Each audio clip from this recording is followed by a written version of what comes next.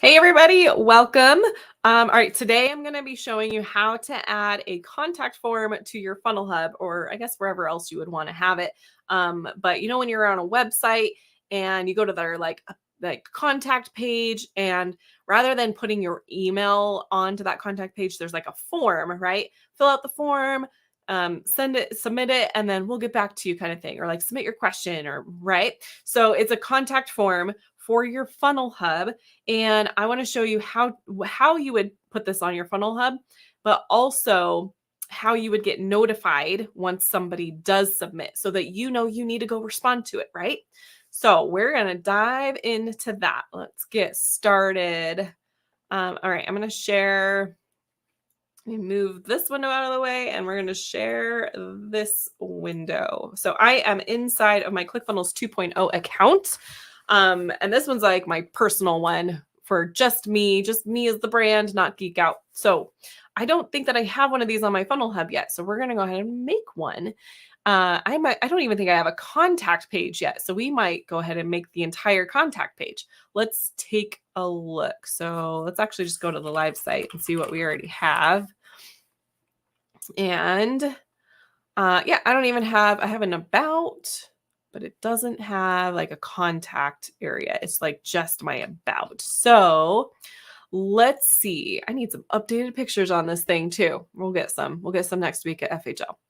All right, so let's go to customize. So I'm in the site area. When you click customize, it opens up this editor, and we're going to actually add a page. So I don't think that I want to be here yet. Manage site pages. I don't think we can add pages from this view yet, can we? I don't think we can. So let me back out of this real quick. It'd be kind of handy to be able to add a page from here, but all right, so we're going to go to pages, and I've got site pages. I think I'm going to just try to duplicate one of these. Let's just duplicate the about one. All right, let's get it titled properly. I'm going to see if I can zoom in a little bit too so you guys can see this better. There we go. So we'll do contact, and we're going to change the description. Contact Susan Leonardson. Okay, good. The link, let me click edit SEO and sharing so we can see what this path URL is going to be. I don't want it to be this. I want it to be like contact. It's great. And then we can index it in search engines. That's fine. We could choose a sharing image, or it'll just go to my default one that I have set up in my account. So I'll leave that.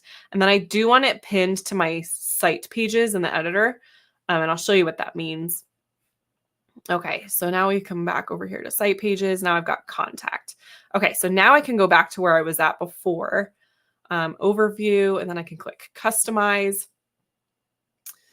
And now this contact page is showing up over here. So having that little check mark marked in the settings adds it to this little menu over here so you can easily navigate between. Okay, so I need the header. I don't need this section.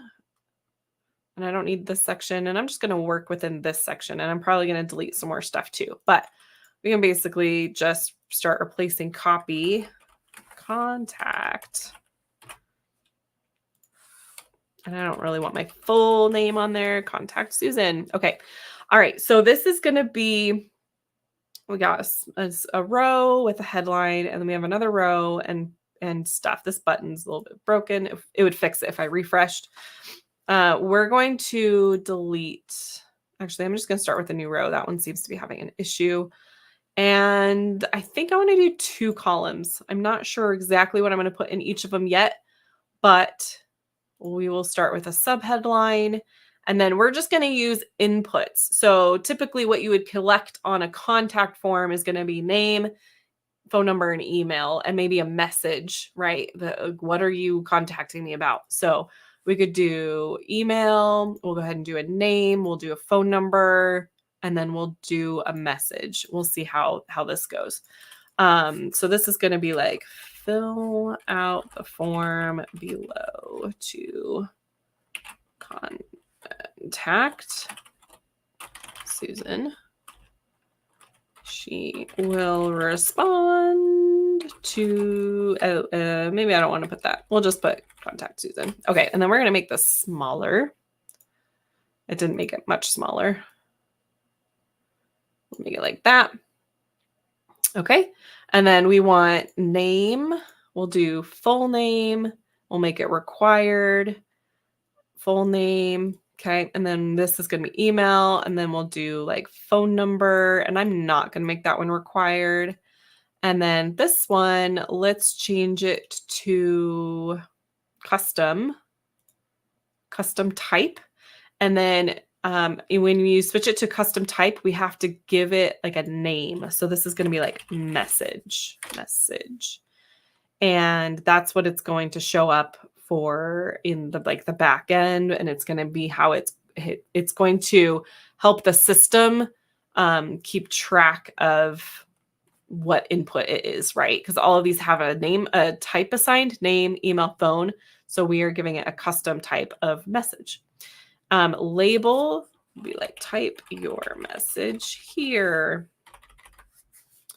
And then I think we could, I don't know if, I mean, that makes it bigger. I guess that would work. We'll see how that actually acts in the live version of it. I don't know if that's doing what I think it's doing, but we'll see. I like that if it does. And then maybe we'll do a little bit of styling and make this in its own little kind of window here. And we're going to add a little, see how the shadowing, let me go to a darker one so you can see that better. See how everything's like really tight on this edge of this box that it's putting the shadow on? We need a little bit of space. We need a little bit of padding. So we're going to go to this one that says just left plus right. And we're going to add a little padding there. And we're going to add a little bit on the bottom. And we're going to add a little bit on the top. And now we have some space around those things. Okay, I think actually I'm going to go back. I'm going to make my corners round. Give it a little bit of style. Okay, and then I'm going to remove a little space between the header up here and then where my form is starting. Okay, there's that. Oh, and then we need a submit button. We forgot a submit button here. Okay, submit. And it is set for on click submit order form. This would be a really good place to, I'm going to show something off right now. So in our GeekOut, GeekOut Funnel Hub, we have this subscribe here. But one of the things that happens is when someone pushes a button where they're submitting a form, it's going to navigate them away to the next page, right? We don't want that to happen. We want them to stay on this page. So what we did, Dan on the team and Warren in the community, they worked really hard creating a code that would make it so that when we do, we'll put in my email address. When someone comes onto this form and submits their email address to subscribe, rather than having them navigate away, it's actually going to pop up this pop-up here. And it just lets them know, like, congratulations, you're now subscribed. And then they can either click the X, which is kind of hidden. So we put a button that says continue. So this spot here would actually be a really great place to also have that happening. Now, because they just did it yesterday, I don't know the code and like how they had it happen. So I'm not going to show that today. Also, it's not something like that's something that's going to be behind our paywall, right? You're going to be in our academy to get access to a geek mod, as we like to as we like to call them, is like an enhancement. So that would be something that would be available very soon in our GeekOut Academy geek mods.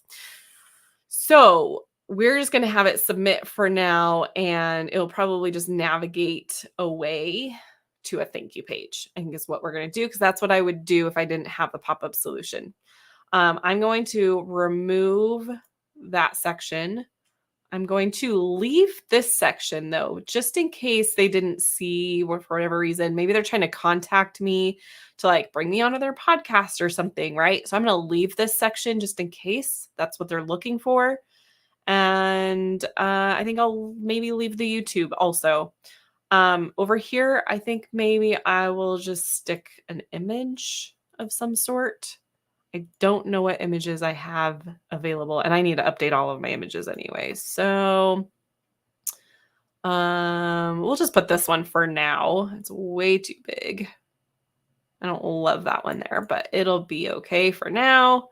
You could also over on this side, and you could swap these too. You could put the form over here and put something else over here. You could maybe give them a list of reasons of why you would like, what are you contacting me about? Like give them a list of reasons of why they're contacting you so they know what you're willing to respond to, or if you have any like rules around or like, so I could do, I could add another thing here that is saying like, Susan will,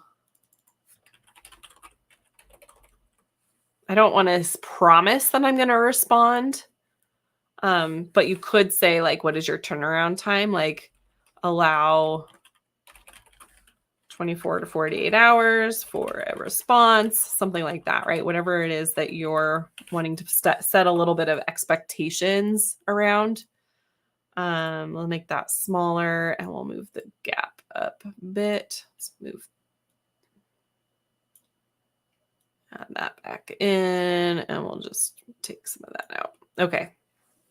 All right. So anyway, that aside, so I'll figure out what image I want to stick over here, but that's not really important to what we're doing today. Let me just remove the padding on the bottom and tighten that up. We'll save it. Okay. So now how do we get it so that you know when somebody actually submits this thing? So I'm going to move over to the workflows. So this is saved. Oh, I would need to add this page to my navigation. It's a universal section. So when I clicked on, let me jump back over here. When I highlight over it, that's why it's purple. And when I click edit or I click edit block, it's going to take me to this other place. And you're going to be like, oh no, my stuff just disappeared. No, it didn't. You're just editing this one section. It kind of like navigated you away, but when you hit save, it'll take you back. So we're going to add into my navigation another menu item. And this one's going to be called contact. And then we're going to have it, we can keep it as custom action link because I'm not going to put an entire URL in here because this page is within my system and it's using the same URL as my like default URL in the system. So I can just put contact because remember when I changed it, when we were creating the page, I made the path be contact. And then we are going to let it open in the same window. Oh, you can put an icon now. That's cool. That's new. I wonder what kind of icons we have. Message. So we could be like, message Susan. Contact. Like this. Contact. How do we do the icon color? There we go. Icon color. Let's do blue. That's kind of fun. I don't know that I want to put it on there though, because I don't want that one to be like highlighted and draw attention to it, but it's cool to know that you can do that. Okay, then we'll click off and then we'll save universal block. Brings us back here where it's there. And because it's universal, it automatically updates that everywhere where I have that, the navigation bar, this navigation section. So if I click back to home, let's make sure this is working. I wasn't expecting it to go to contact. And it is. That's weird. Why is my home page now my contact page? That shouldn't be. Okay, let's investigate. Okay, we're going to go. Oh, because I edited my home page. That's not good. Okay, the reason why is because this failed us. I failed it. It loaded in on my homepage instead of me clicking onto contact. So I just totally did all of the edits on my homepage. Luckily, we made a duplicate. So everything, oh no, we didn't make a duplicate. It's the about page. Okay, let's see how much of that I can undo. Otherwise, I'm building my homepage from scratch again. I don't think I can undo any of it now that I have left the editor. So learn from my mistakes. Yeah, I can't undo any of it. That's okay. I need to redo it anyway. So, and I can also do like the Wayback Machine, can't I? Maybe. I'm just going to see, was it going to get back to there? It's not going to go back to there. Okay, we'll fix that later. All right, we're going to actually go to the pages, and I'm just going to change this one into my contact page since it's already done.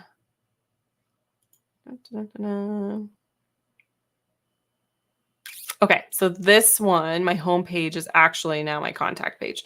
So I'm going to, I want to be able to still use that path. So I'm just going to like name this one delete here in a minute. Actually, I'm going to make this one my new home page in just a moment. I'm going to leave that for now. We're going to move this to be home. It might not let me use that yet because it's probably, yeah, it's being used over there. So we're going to just put home 1 for now. But I have to change this from being contact because I want to go use contact over on this one. Hopefully my blender is a learning experience and you guys get to see more of what's happening here. So then we're going to change this one into contact. Dun, dun, dun, dun. I'm going to copy this because I want to move that over to the other one. I'll name this one to contact. I'm just going to leave that. And now I can use contact here because it's not being used on the other one. And we'll just leave all the rest of that and update. Okay, contact. Everything's, oh, my thumbnails just got bigger. They're actually loading in. Okay, that's good. So this one, we're going to redo this one and it's going to be now my home page. So we're going to now name this home. I'm going to paste in my description that I copied from the other one. Okay, and now this is just going to be home. And let's make sure I have the same graphic. If you're wondering why I have a bunch of Russell's Secrets of Success stuff here, it's because we funnel hacked it. We tried to rebuild it. So I grabbed a bunch of those images. Where's my, let's go here. There it is. Okay, good update. All right, so that's fixed. Now I got to go build my homepage again, but we're not doing that today. So contact. Okay, we're going to go to workflows. Let's just check that this is actually working now. It's going to still load as my contact page, but now I should have basically 2 contact pages. I'm also curious, like why is all of this here? What is, if anyone can tell me what all of this means, why it's filling all of that in?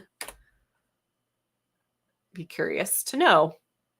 Okay, interview, working, about, working, and then my screwed up homepage is not working. Okay. Oh, is it though? Oh, it does not. Oh, no, it is. It is. Because it doesn't look like a content. Oh, gosh. I don't know what's going on with it. I'll fix it later. Okay, workflows. So we're going to create a new workflow. This is going to be contact form. And we can do multiple runs, probably simultaneously for this instance. Because we want to, if they are like coming back to submit another thing, maybe they forgot something or they need to give you updated information. And the only way that they know how is to come resubmit another one. We probably want to allow them to be in this more than one time. So it actually triggers the alert to you. Okay, the other option is to have them immediately leave the workflow so that they're never in here more than like a minute. So what you're going to do is we got to add a trigger. So we're going to add this trigger. It's going to be that there is an opt-in, and it's not a funnel, but it's a page. So we need to come find the contact page and allow anonymous contacts. I still don't understand how this is possible because I thought that you had to, so anonymous means allows contacts with no email to run through the workflow. I don't know. I can't think of the situation where you have a contact going through a workflow without an email attached to them, but that's just me. I just leave it anyway because I don't know when that's ever going to happen in my business. So, okay, then we're going to add it. Then we're going to, it's activated, make sure that's blue, and we're going to close. So that's how they're going to get into here, is when that form gets submitted on that contact page. Then we probably want to add a tag so that we can track like who came to us through, like who's submitted through the form. So maybe it would be like, I don't know that I would call them a lead. I don't know what standard practice would be for if you submit a contact form on a website, you are not agreeing to being on their email list at that point. So I would not include them in your email list once they've opted in, right? Submitted a contact form. So you might want to do a tag. So they're not a lead. So I don't want to use lead in our naming schema that we use for tags. I think I'm just going to put like submit contact form, something along those lines. And I would use that tag to exclude, well, the way that I've been doing it lately is I'm adding a tag to people that are getting my marketing emails. So if they don't have the marketing tag, then they don't get my emails. So as long as you're not giving them that marketing tag in this workflow, they're not going to get added into your list of people that would be getting your marketing emails. Okay, then here's actually, we're going to do add tag is not a primary objective of this workflow. So we're going to have it come last. The primary objective is we need to get notified like ASAP that somebody just submitted that form. So there's this notify step, and you have to have a team member in your account for this to work. So I want to be notified. And then we're going to see what merge tags we have available to us. We have contact. We have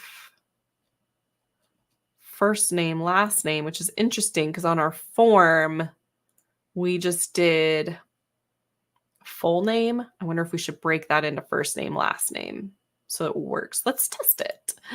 Okay, so I would do some sort of like nice little message to yourself of like, you have a new contact form submission. We would put probably their name first. Oh, you know what's gonna fail is that we can't put our custom. I did put a phone number on there, right? We can't put a custom field. You know how we made the custom type message? We can't put that into here with a merge tag at the moment. Maybe someday they'll make that possible. So you're not going to be able to see their message, but you are going to be able to see their information of first name, last name. Let's put phone number down here and then email down here. And then we want an email notification. So what would happen then is you're going to get an email with this information in it. But if you want to see what their message is, you're going to need to come into your account and look that up in their contact. So we'll create that. Let me see what else we have available.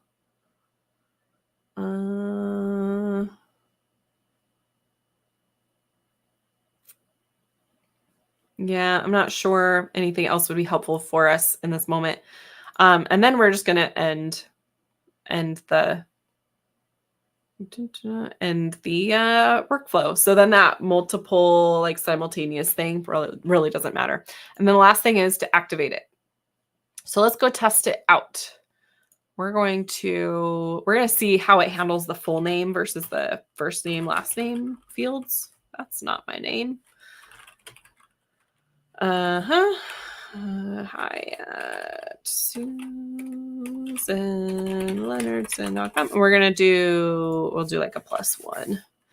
And then I'm not going to put a phone number, and we're just going to, hey, testing. Okay, submit. I don't have a thank you page attached to this. Oh, hey, look what happens. We probably could have used that yesterday when we were trying to figure out how to make that happen ourselves. So on submit, at least when it comes to a site page, funnel's going to be different because I think that the default in the funnel is when somebody submits the button, when the button is actually set to submit page, it's going to automatically go to the next funnel step. But when it comes to a site, there is no next funnel step because it's not a funnel. It is just a lone standing page. Like there is nothing that comes after it. So in that situation, they do have it so that when the form gets submitted, it popped up that little blue box. I'll do it again. Thank you, successfully submitted form. It's small, it's up in the corner, probably easy to miss, but at least it gives us something. So I don't have to have a thank you page for this, which is great because I didn't want to go build one right now. All right, I'm going to pull my page down, my screen down. I'm going to check my email and see what we have happening. Let's see, because I should have gotten an email. Yes, I did. Okay, I can share my screen here because sharing the wrong thing. Hold on. Let's see, share whole screen here. Okay. All right, this is my ClickFunnels categorized inbox. And so it does come from ClickFunnels. And then I got contact form, notify. So I should have 2 because I submitted it twice, right? You have new contact form submission. Susan Leonardson. Hi. I didn't submit a phone number. My returns in the notification message didn't apply themselves. I guess we can't format it. You could add in some more. Whoops. Let's see. Sorry. Whoa, where are we at? This is the wrong thing. That's why. We could add in.